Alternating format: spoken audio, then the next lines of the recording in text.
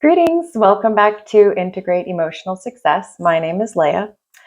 Here we are today in the health center of my bread and butter job, the alcohol and drug addictions coordinator for a First Nation that I work with.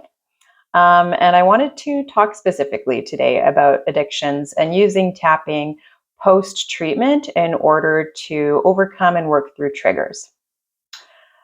One thing I want to start off by saying is that addictions is a very complex issue.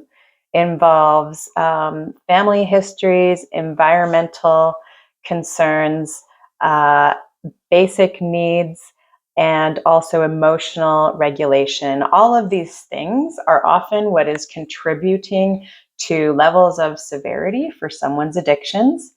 And so it's a very multi-layered issue that needs a multifaceted approach when we're thinking of recovery from addictions.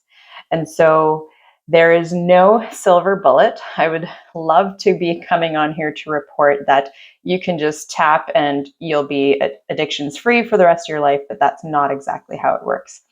But tapping can be useful to overcome triggers, in that triggers are moments of stress. So you come back from treatment and you have a new baseline of living without substances, and which has been your normal coping strategy perhaps. And we need to find new ways to cope, to get ourselves through stressors.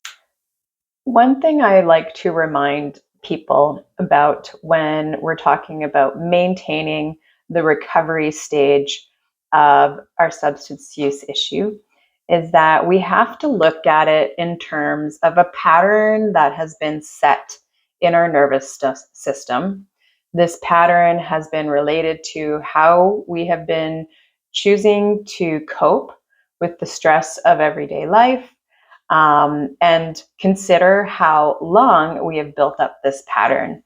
And so I ask people to think about when they first used and to think about how long that time frame is. So perhaps you have someone who's been actively in their addiction for 15 years. What I suggest to them is that it might take up to 15 years to build a whole new pattern, and it might not.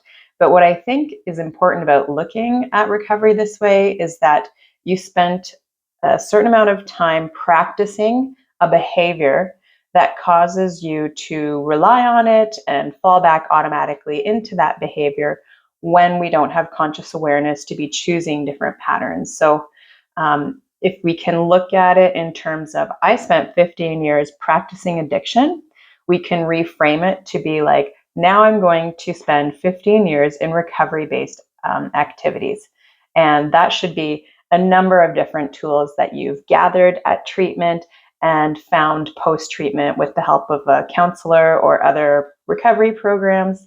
And so to keep in mind and be able to reframe when we do have a relapse or a slip, to be like, hey, I'm practicing recovery and it's okay. I can forgive myself that I had these thoughts of relapse or I actually relapsed, but to get back on the wagon and just continue in the recovery activities, continue to get support.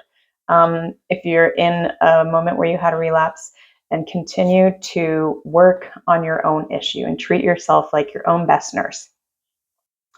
So when we are faced with a trigger, the way that we can use tapping is to use this moment of mindfulness and the tool to create a buffer to look at how we can change our behavior in relationship to the stress.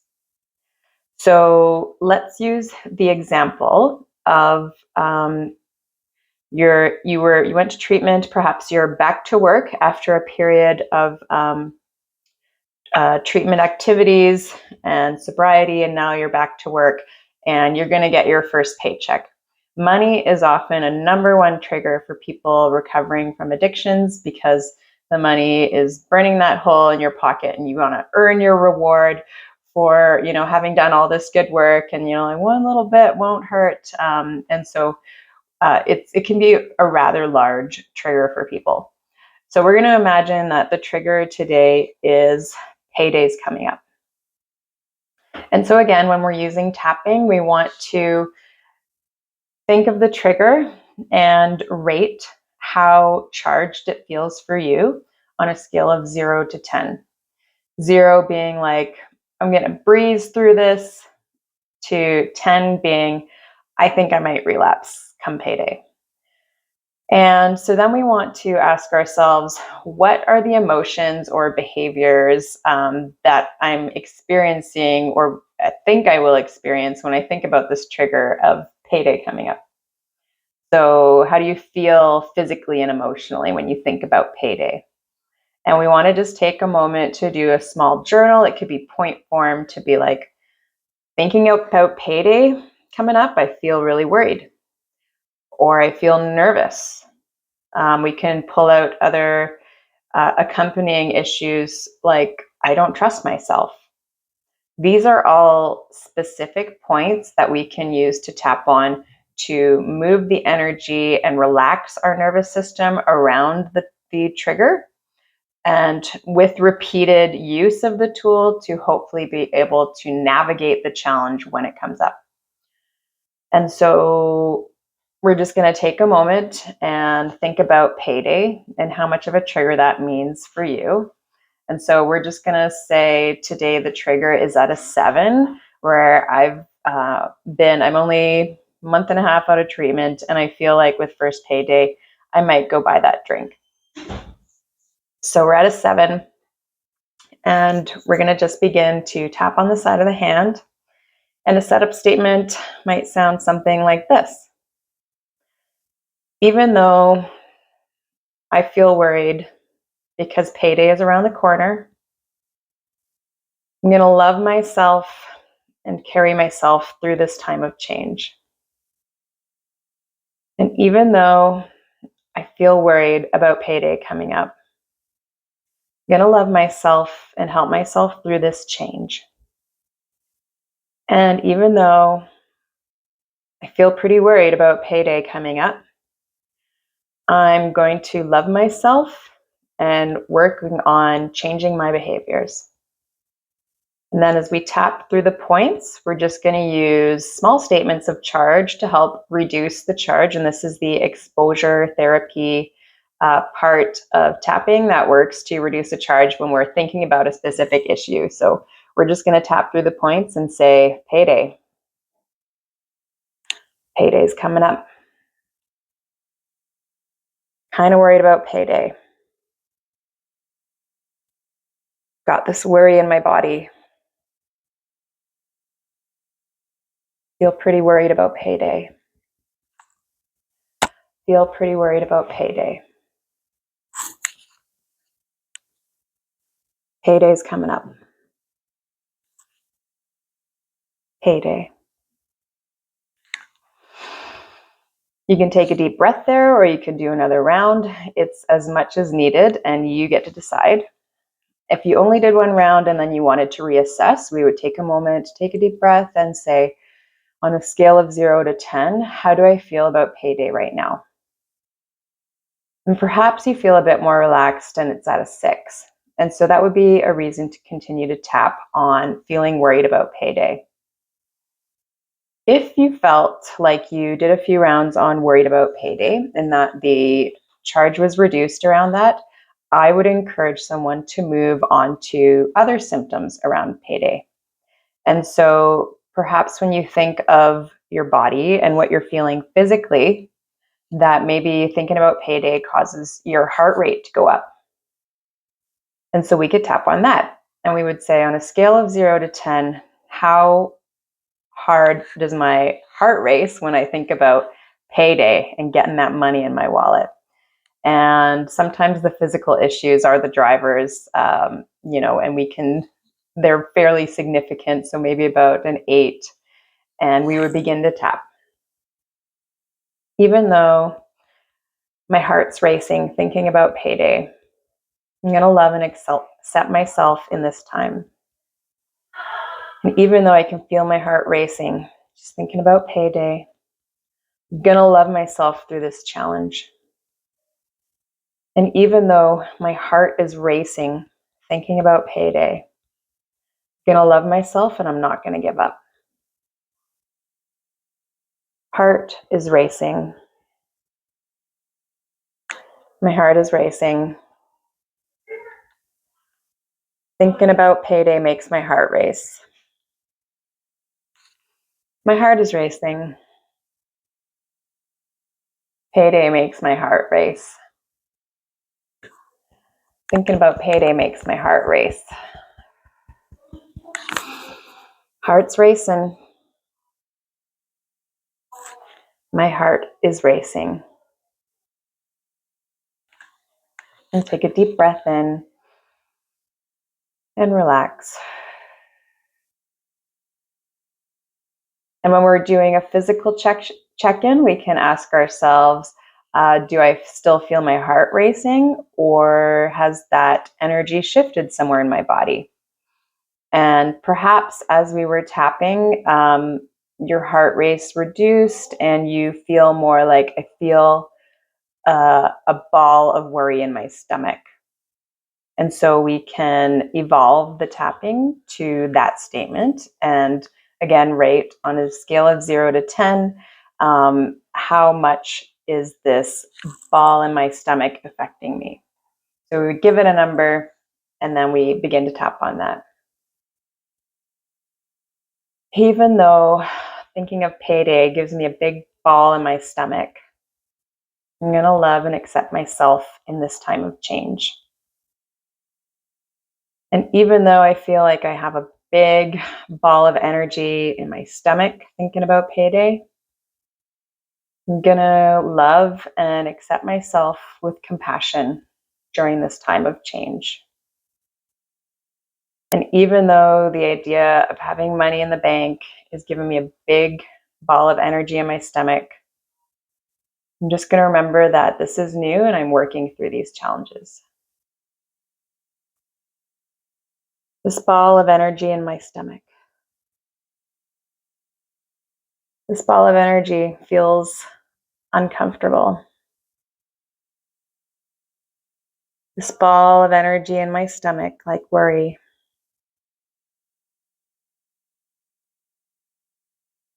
Big ball of worry in my stomach.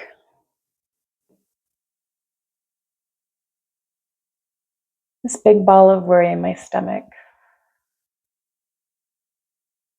Feel so worried that it's creating a ball of energy in my stomach. This big ball of energy in my stomach.